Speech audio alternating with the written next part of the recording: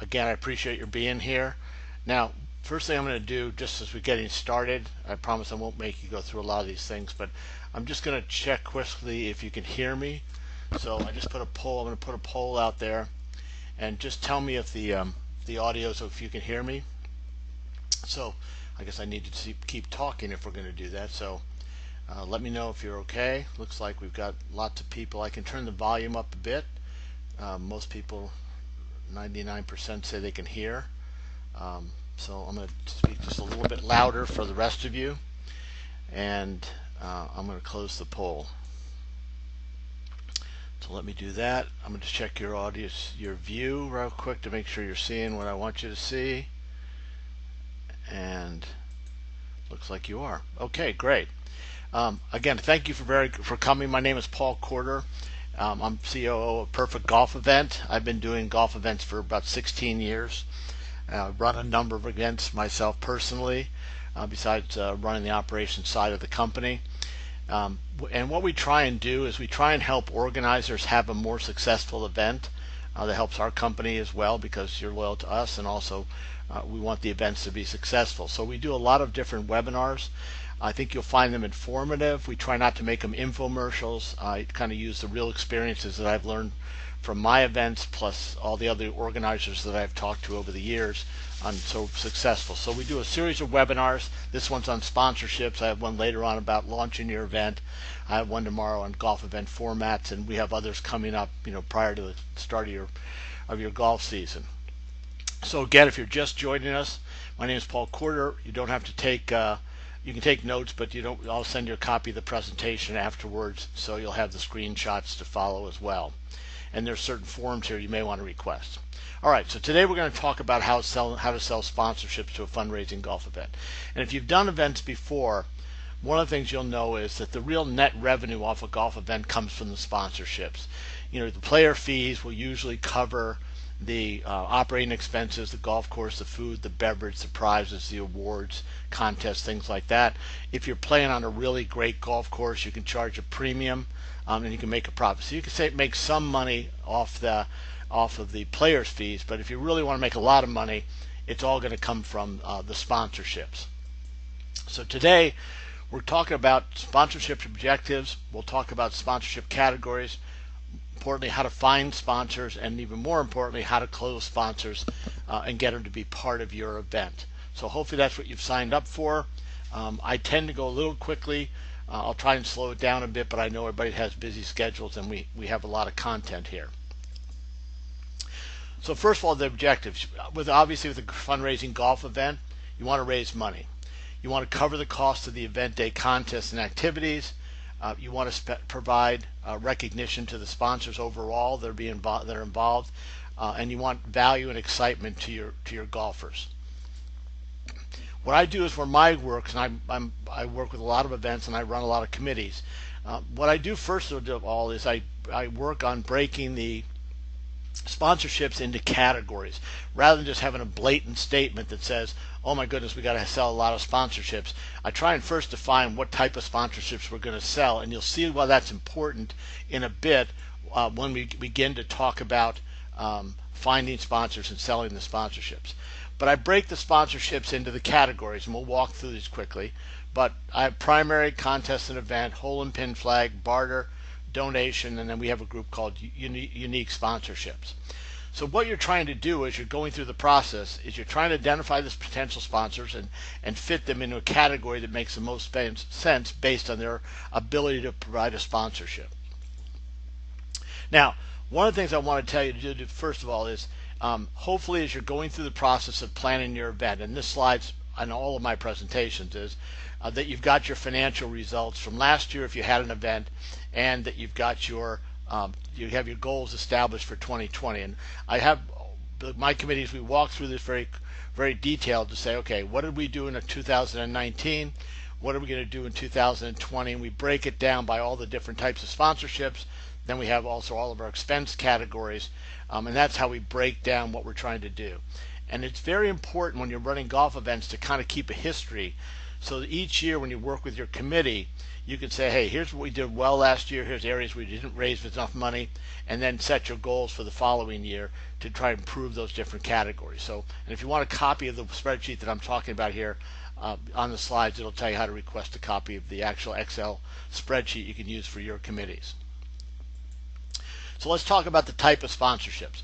We have what's called the primary, and these are the ones that are in the traditional website, the traditional events that you're going to see over the years. So, a lot of events are going to have title sponsors. They're going to have a presenting sponsor. They may have something they call a gold, bronze, or silver. Sometimes they call it, birdie, par, eagle. They get cute with it. You have a breakfast, lunch, or dinner sponsor. And these are sponsorships that are sort of traditional in a golf event. And a little later, I'm going to talk to you about how to set the pricing for sponsorships. And you may have one for the awards reception. That's what I call primary. The next group is what I call contest and event sponsors. And most events don't have enough of these in their event. So we'll talk about that for a second. But these are contest and event sponsors. So they're the hole-in-one sponsor, the long drive, the closest to the pin, the putting contest, a shootout sponsor, $1 million shot. These are the things that are done. And what's important about these when you recognize it is there's a good pattern here that you have a hole-in-one contest and the players, like for example, I had an event yesterday and one of the gentlemen made a hole-in-one, and we had set up a special hole-in-one contest for them where the winner got to go to a Dallas Cowboys game with their entire foursome. And he made the hole-in-one. They had booked the insurance with us. We came up with the contest. Everybody's excited. And the sponsor paid for the insurance for that. Players got the excitement of it, so the charity made some money off the sponsorship, and the players have something to talk about and a reason to come back next year. So you can set up your contest and event sponsors, and you want to have lots and lots of hole-in-one contests, and you can have interesting ones like Pebble Beach or trips to Canada, or like I said yesterday, the contest where you're going to go to a Dallas Cowboys away game with hotel and airfare. So, but you have these paid for by the sponsor, and they attract golfers. You can have a putting contest, same thing. Here's a sponsor that for a Cornell event that sponsored the putting contest. So the players got to putt for a prize, and a sponsor paid for all of that for the organization. Next category is hole and signs and pin flags. Now most organizations have hole signs. Sometimes they call them tee signs, and that's fine. But I really like to have pin flags in my events.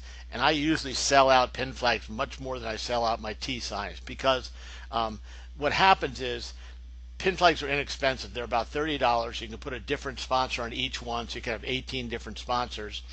And they cost $30, and you can sell them for anywhere from $100 to some of my events. I sell them for $500 a flag. They're all done custom. The sponsor gets to keep the flag after the event. They can frame it. They can put it in their office. That's something they don't do with tee signs. So if you don't have pin flags as part of your group of sponsorships, you ought to consider that. Then the next group I call barter sponsors. And barter sponsors are ones where you're trading something for them so that you're not having to spend the expense. So if you're printing a brochure or a program, or you have advertising or food and beverage or player gifts, what I call barter sponsors means if I didn't have a sponsor for this, I'd have to write a check for it, which would come out of the net proceeds of the event. And so basically you're trying to say to someone who prints, hey, I'll give you a sponsorship. Would you print the program for me? Or you get a beer vendor to say, or to provide beer and water and say, in exchange, I'm going to give you a recognition at the event. The good news is your cost on these things is minimal because it's just basically a sign. All you're doing is putting a sign out that says the beer is sponsored by the Anheuser-Busch, and they're donating the beer and the water, so they get the recognition, and you get to save the money, which improves your bottom line. So I call what I call barter sponsors. And good examples of that are people who do player gifts. So these are examples of player gifts we did this year. That gives you a chance for the sponsors to pay for a player gift, but to get their logo on it. So the players get a nice gift, and you get it paid for by the sponsor. Sponsor gets recognition.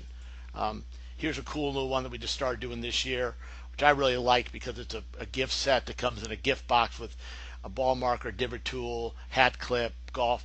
And the nice thing about this one, it's a beautiful presentation. Sponsor gets their logo on the box. and you can also set it up so that there's a different sponsor on each of the different pieces. So you could have this sponsored by 5 different sponsors. So it's a cool sponsor gift.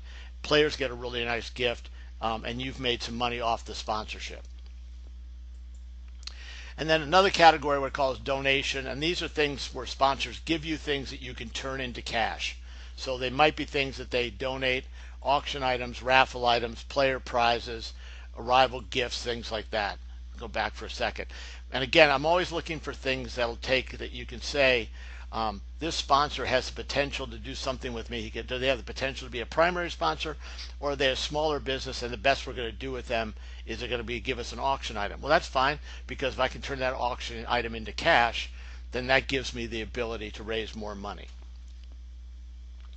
And then there's some, actually this is a new line that we just picked up, which is really kind of cool. These are frame prints, which we've had a couple auctions this year do them.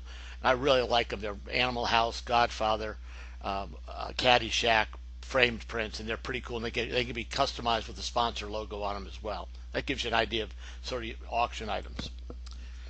And then next year we'll have in Perfect Golf Events starting in January. We'll have a whole auction template that you can integrate into your website. All right, so let's keep going on sponsorships before we get into finding sponsors. Here you've got a situation where you're looking for unique sponsorships. Most events don't have enough sponsors, and you have to look at yourself and look at your event and look at your sponsorships and say to me, how many sponsorships did we have? Did we have 5? Did we have 6? Did we have 20? But you can have so many opportunities for additional sponsors. You can have a sponsor for the practice range, a beverage sponsor, a golf cart sponsor is a big one.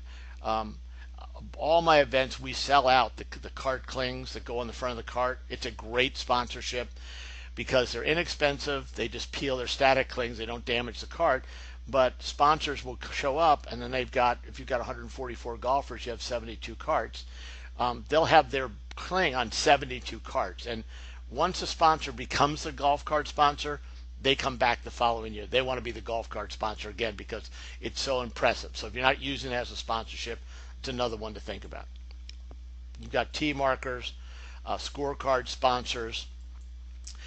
Basically, anything that you could put a logo on or a brand on can be a sponsorship. And so I want you to open up your imagination on those sponsors. Now, you won't sell all those sponsorships. That's an important point to make. You're not going to sell every sponsorship, but if you offer it, a sponsor may look and say, okay, that's within my budget and I'm interested in doing that particular sponsorship. So again, look at the list of potential sponsorship options that you might have for your event and go down the list and say, when you're working with your committees, you might say, okay, yeah, you know what? We don't have a photo frame sponsor. So you take pictures of the teams during the event. The sponsor gets their logo on the frame that you give the pictures on. So there's so many different sponsorships you can offer. And again, most events don't have enough sponsorships. So they basically give the sponsors a chance to be a title sponsor or get a whole sign and maybe the lunch sponsor. So be imaginative.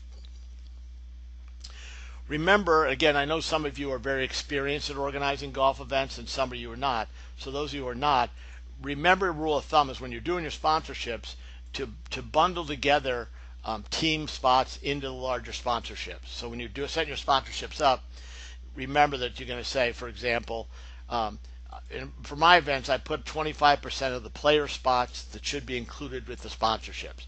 So if I have 144 players, I'll have 36 spots at least that'll be put in with sponsorships. And so I might have the title sponsor getting 2 teams, the presenting sponsor might get 1 team, the awards reception, hole-in-one contest. You can set this up, but remember to bundle in the player spots into sponsorships to help attract the sponsors as you're going forward. Probably one of the top 3 things that I see that organizers make as a mistake doing their events is how they present their sponsorships, meaning where is the sizzle in the sponsorship. And so what I mean by that is, when I look at all the websites that are set up Perfect Golf Event, I'll email organizers and say, look, you've got a title sponsor where you're asking $5,000 for, and all you've got up on the website for the sponsor is they get their logo on the welcome banner. And so that's not, to me, it's not worth $5,000 worth of recognition. So you have to figure out what you're bundling together to give people sizzle. So what will the sponsor get prior to the event? Logo on the website, which you can do on Perfect Golf Event. Branding and email. Inclusion in a press release. Feature in all your event mailings. Featured on your social media. What's happening at the event? I'm not going to read all these because you're going to get this presentation. Recognition at the event. What's happening after them? So some of my large sponsors, I give them the ability to send an email out to everybody who played, a one-time email that they can talk about their business. So look at your sponsorships, and do you have sizzle in those? So here's an example of a live event that we work with, and you can see how it's laid out. Two things you'll see from this. First of all, there's a lot of sponsorships. So we follow our own principles. And secondly, there's lots of things listed with the sponsorships that they get. So you have to do some self-searching when you're looking at your event and talking to your committee and saying, when I look at our sponsorships, what are we listing that's in there? I have things like reserved seating at the awards reception. I do preferred parking, like they get special parking spots. I mean, you can add a lot of things that will cost you money, but makes a sponsorship more valuable. The ability with using our website that they can put their sponsor logos, for example, on your Perfect Golf Event website. That's very important. These links could be live links out to the company's website. It's a nice feature to have when you're selling it. Sometimes we'll allow sponsors to post offers on our websites. So we might say to them, hey, if you want to come to the website and visit our sponsors, and I've got a sponsor here who's going to have an offer for $1,000 off a BMW. It might be free appetizer with a meal, could be a free oil change, but let your sponsors give them the ability, if they're a significant enough sponsor, maybe to put some offers out there to say, hey, come into my restaurant or come into my business, mention the golf event, and you're going to get some kind of free or discounted service. It's an incentive to become a sponsor, and it drives repeat to your website, which is another advantage to the sponsors. A lot of people ask me how to calculate the cost of the sponsorships, and that's a very important factor. So let's take a quick walk through this, and then we'll go into finding sponsors. Okay, first of all, you have to look at where your golf revenue sources are coming from. So you have sponsorships, barter, donations, maybe you have a program or coupon book, player fees, super ticket, mulligans, raffle, event day contest, auction, guests. Guests may come play for dinner, awards, whatever, raffle, auction, donations. So you have lots of sources for revenue. Now, let's talk about your budget. First, you've got your golf course expenses. So you've got green fees, card fees, if they charge food and beverage, gratuities, service fees. Watch out for all the sneaky things they get you with. You might think that they've quoted you $95 for golf with a card and lunch and a happy hour, but then they put a 16% service fee on it. You got to put that into your budget. So you've got your golf course budget. Then you've got additional expense items: marketing, contests, player gifts, awards, signs and banners, volunteer shirts possibly. So you've got other expense items, and you've got that spreadsheet that we showed you before. You can drop all these estimated costs in, because you've got to figure that down to what you're trying to make. So to set your player fees, the first thing you do is you take all your expected expenses, you divide by the number of expected players. Be conservative. Don't assume you're going to get 144 players. This is your cost per player. So let's say your expenses total $15,000. You've got 120 players. That means your cost per player is $125. Now, what will you charge for this event? If I was running this event, depending on the golf course and the community and where you're located, I might charge anywhere from $200 to $250. So let's say $200. So that means your profit from the players is going to be $9,000, and that's covering. Good news is that's covering a lot of your all of your operating expenses. So now your sponsors are going to drop to the bottom line. So you can plug this formula in based on your own experiences and your location. So for sponsor fees, they're going to range, and I can't tell you what to do because I don't know your market, but you might have, here's what I call sort of moderate, normal, and premium. So the normal one might be $5,000 for a title, $2,500 presenting, shootout if you're going to have it, lunch, dinner, and you can look at the different categories and kind of the different ranges we'd have. Now I run an event here in St. Louis, where my title sponsor is $100,000, and I've sold it for the last 3 years. That's a very unusual one. So, but your premium could be anywhere from $10,000 to $25,000, again depending on your market and your golf course. So what you want to take a look at is say to yourself, what did I charge last year? What kind of event do we have? And that's how you put your sponsor fees together to say, okay, I just showed you how, but using a player formula, I know what I'm going to make off the players. Now what do I need to make, to make off of the sponsorships? And remember, don't assume you're going to sell all these. So you do a calculation, and usually I say, assume you're going to sell anywhere between 60 and 75% of your sponsorships. So then you'll kind of have an idea of what you're going to make on the event. All right, let's talk now about finding sponsors. So that's obviously a very important factor. So we've talked about the sponsorship categories, types of sponsorships, how to add some sizzle to them. Now let's talk about finding sponsors. And what you're trying to do is you're trying to build a list of sponsors for your event. So this is an event that I manage down in Florida, and you can see that we have lots of sponsors, right? Because we teach them how to get the sponsors, and we have lots of them. This was the thank you ad last year, and the thank you ad for 2019 looked the same. It was jammed with sponsors. So you're looking to build a list of potential sponsors, and that's with contacts, email addresses, mailing addresses, phone numbers. If you had an existing event, you already have some of that. If you have a new event, this is a starting point. The people where you're going to get potential sponsors, and I'll get into more details on this in a second, but you're looking for past sponsors. If your organization's had a golf event before, obviously you go right back to the sponsors. But maybe your organization's had other events, a trivia night, a gala, a dinner, a 5K walk. You're looking for those sponsors as well. This is a big area which we'll talk about: referrals from committee members, staff, and contacts. Suppliers, anybody who writes a check to your organization.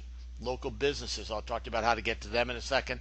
And I've had some success identifying foundations in our communities. They're hard to find. You have to ask people they know about them, but there's a lot of foundations out there where people with money have put together a foundation for doing philanthropic charity events. Can't even pronounce it, but they will donate money. That's where my $100,000 sponsor comes from my St. Louis event. It's from a personal foundation somebody established probably 30 years ago. It does very well, and they give us $100,000 a year for this one event. You got to start with your committee. So when you set your committee up, each committee member is asked to provide a list of potential sponsors. When I'm putting my committees together, the most important part of my committee is they have to understand they're in charge. They're there not to help me with the menu. They're there to help me get sponsors and players. So we have them to start with a list of people they know, and if they know people, we ask them to set up the appointment, either to go with us or set up so we can go talk to people, set up the appointment and say, hey, Jack, I'm on this committee for this golf event. It's for a really good cause. I think it's a good match for your business. Can we come over and talk to you about it? That's a good starting point.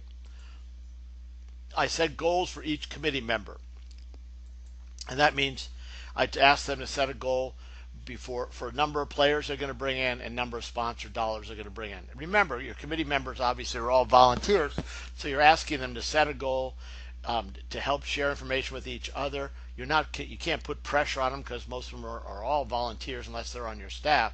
But at least it's good to have a goal that everybody knows. And I'll talk about communicating with them in just a second.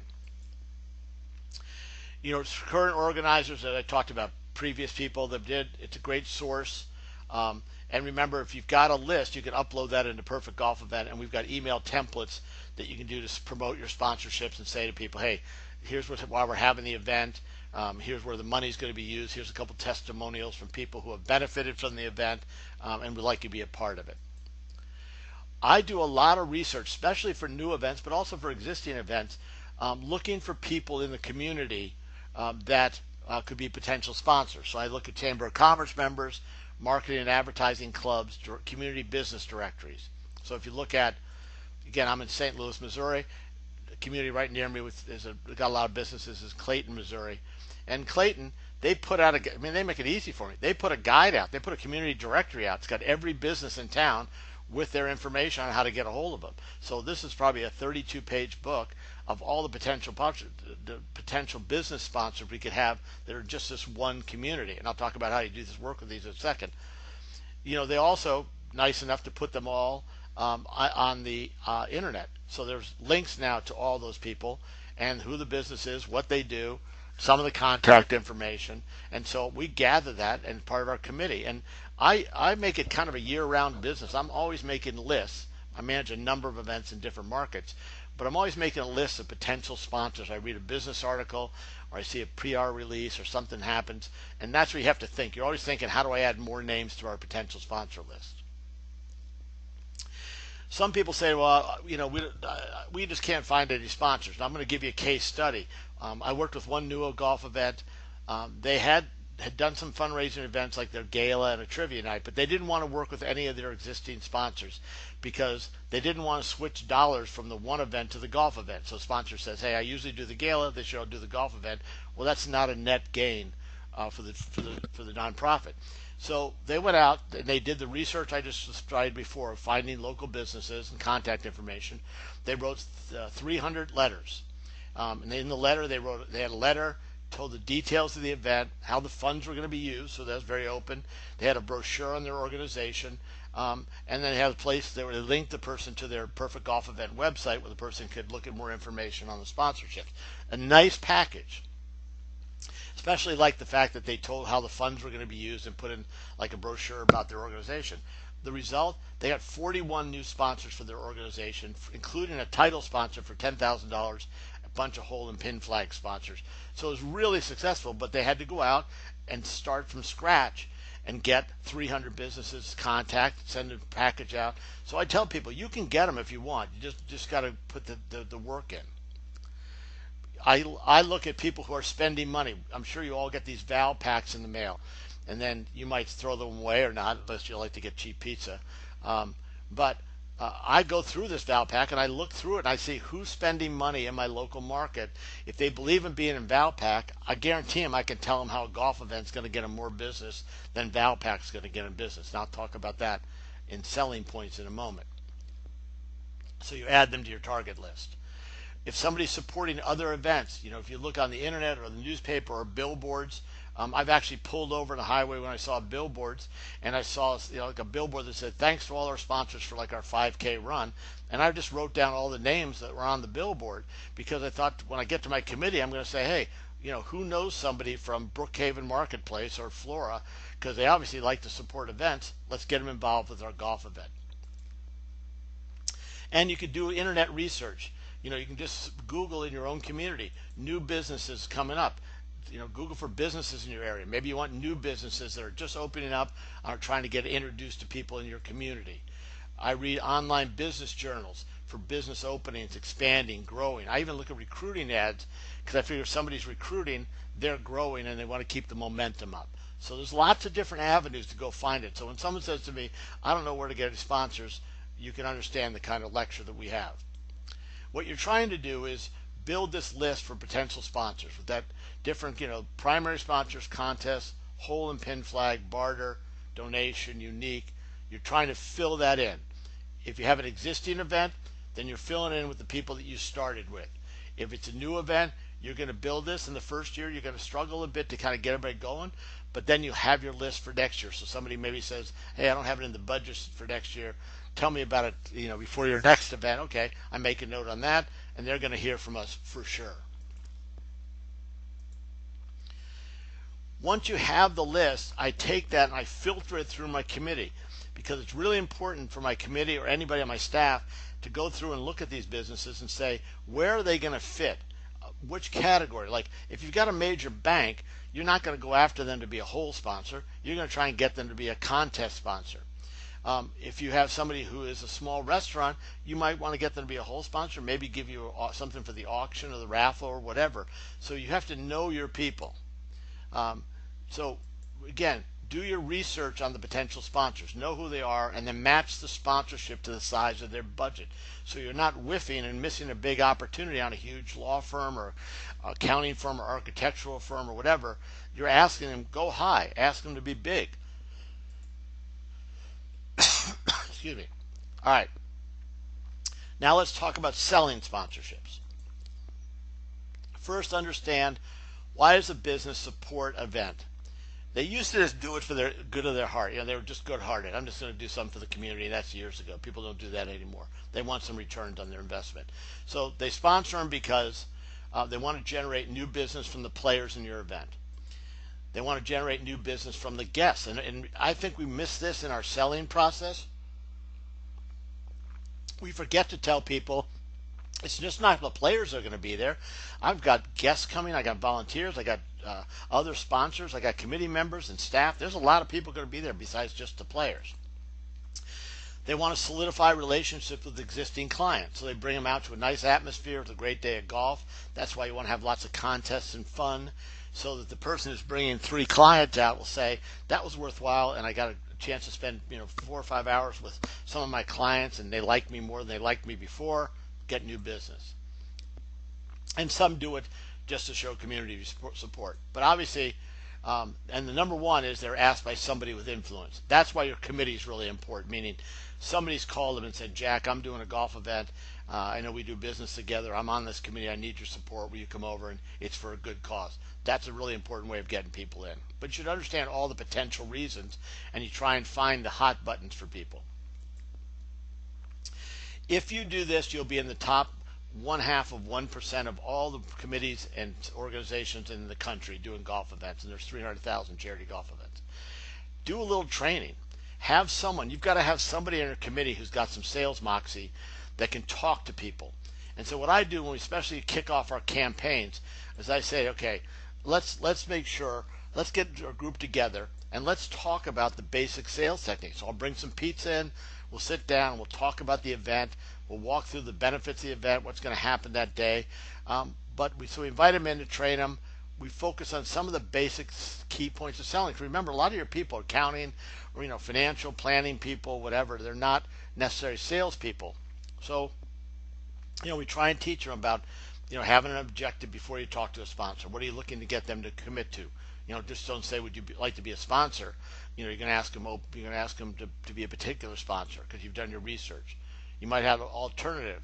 We're thinking about you for the presenting sponsor, but also we have the award sponsor open, and that's a really good opportunity as well. Give them an alternative, and then learn how to ask open-ended questions. You never call someone and say, "Hi, this is Jack from the so-and-so golf event. Would you like to be a sponsor of our golf event?" And the person says no. And then now what do you do? Where do you go from that? So, in my group, I teach my people to say, "Hey, talk to the sponsor and say, how do you make your decisions on where you're going to spend your marketing dollars?" And then shut up and listen. And the person will usually say something like, "Well, right this year we're focusing on trying to add new customers," or whatever it's going to be. Now they've given you the tools to come back and say, "Well, that's great. Let me talk about our golf event because I think it's going to help you get great new customers." And I talk about how many people are going to be there and the demographic, and these people have money because they're playing in a golf event. And so they give you tools to help sell that. So you listen, and if they ask for follow-up steps like referrals or testimonials, then get it to them. That's important. Most salespeople fail because they don't do the follow-up. So anyway, think about doing sales training. You might prepare a one-page summary for everybody in your group that says, here's the highlights, here's where the event's going to be, here's the location, here's the contest, here's some sponsors already. Take a guess on where people live, how close they are within the zip code, what's the average income. You're taking a guess, but give them some tools to say, why do you want to come? I personally believe golf events are really great for sponsors because they get to meet a lot of people in a great environment, and if they can get their message across, people will come and support their business. And we just have to make sure the sponsors know that, and then we have to make sure we help them execute that the day of the event. You might consider what I call preview day. Sometimes I'll do a preview day 90 to 120 days before the event. I might do it at the golf course or maybe the nonprofit headquarters. I'll bring in an interesting speaker, and that person will talk about the organization and what they're going to do and how they use their funds. And then you introduce the golf event and say, hey, just wanted you to introduce us to tell you a little bit about what we're doing. And if you like it, we're having a big golf event in 120 days, and here's some details on it. No pressure, but maybe you consider supporting that. And this has worked pretty well, especially with a new event, and if you can get a decent speaker to do it. Prepare a press release that'll talk about the different successes you've had. And that way, and it's a great way to promote your event and get people out there to know about your event. Hey, we had a great event, raise this kind of money. Our next event is scheduled for 2020, and go from there. I use sponsorship agreements. I'd say, one out of every 100 of the events that we work with does this, but I think it's worthwhile. So I have sponsorship agreements, and I say to people, here's the agreement, here's what we're going to do, here's what you're going to do. Outline the benefits of their sponsorship. It makes you look more professional. And remember, your website's really important in attracting your sponsors. So make sure your website's up with us as soon as you can, especially now because people are planning their budgets for 2020. You've got to get your website up and be able to send links out to people and say, hey, we're having our golf event in May of 2020. Here's a link to it. Look at the sponsorships. You don't have to commit right now, but would you put some money aside in your planning for next year? Because what you don't want to hear are the dreaded words next year, like, oh, I wish I knew about your event. I would have put it in the budget, but we already have our budget solidified and we've already committed to other things. So you want to get your sponsors, your website up and out to people. Make sure it's got all the sort of features like be able to list sponsorships and they can register and pay online, put up the logos, allow them to post offers, capture information for signs and banners, all the elements that will make you look professional. Use social media to provide it. Make sure you're promoting all your event on your social media, but also when a sponsor comes on. So we'll say, Commerce Bank just signed up for one of my events, and I'll say, hey, we want to thank Commerce Bank for supporting the Backstoppers golf tournament. Really glad to have them aboard as a sponsor. And then other people see that, and you ask your committee members to share it on their social media, and sponsors see that you're getting some momentum for the event, so they want to be there as well. If you use this feature, again, you'll be in the top 0.5% of all the events in the country, and that is testimonials. Get some testimonials from people who have played in your event and also testimonials from people who have sponsored your event. If you had the event before and the sponsors come back year after year, have the person put a paragraph together that says, we've supported this event for the past 3 years. We've gotten great new business out of it. We're back next year. It's really worthwhile to do it. Well, that's just a great testimonial, and events don't do that. And I think you got to think about getting some testimonials from sponsors that says that you can post on the website, you can use in your press release, you can use in your phone conversation to say, hey, you ought to talk to this restaurant. They really love the event. They've been there 3 years. They get new business out of it. I think you can grow your business as well. So use testimonials. Make sure that you measure and report your process every week. Now, if your event's 9 months away, I might do it once every couple weeks. But as it gets closer, within 6 months, I start to pick it up a little bit. I make sure my committee members, everybody knows when we sold a sponsorship, thank the person who brought it in, make sure we're showing how we're doing against our goal. After the event, I make sure I thank the sponsors. I visit them. This was a photo we did for one of my events for a school that we did a golf fundraiser for. We had this photo framed. We had a plaque put on it, to the business, thanking them for supporting it. They hung it in their office. That's important. This is really a good time to do this. If you have big sponsors, if you had your event last year and you have big sponsors, go visit them in the fourth quarter. Take them a holiday basket. I don't care. Just go with a note saying, hey, our events next year is going to be on this date, and we appreciate your past sponsorship. Would you make sure that you've got us in the budget for this year? So if I've got big sponsors, and I do have some big sponsors for some of my events, we're going out and we take baskets to them for their employees and a thank you note, and those are things to think about that help you grow your event. We also run ads on that. So I run a lot of ads after my events. Okay, a couple things. You make sure you've got your website, as I said, put a 2020 website up. You got to have save the date version up there at least if you don't have all your funds. If you're using Perfect Golf Event, it's real easy to duplicate your event. We move all your players and sponsors on email lists automatically so you can tell them about the new date. If you have a custom URL with us, we can protect that, make sure it's solidified for 2020. If any of you want to do it, we are running a special offer right now for any of the organizers who purchase our $397 package, which includes the website and brochure. I'll do a personal one-on-one review of the event, their event logo, format, budget, and sponsorships. I'm doing a lot of webinars, so I'm going to limit it to 10 from this webinar. But if you get your event set up, just send me your event ID and we'll set up a time, and I'll be glad to walk through your event personally. If you'd like a copy of this presentation, I'll leave this up for a couple of minutes. Just send an email to Paul at perfectgolfevent.com, and I'll send you the slide deck here. If there's anything else I can help you with on your event, just let me know. I love working with organizers. I love being in this business, and I want you to be successful. So I appreciate it. Thank you very much for listening. Hope you'll join us for future webinars. Again, thank you very much.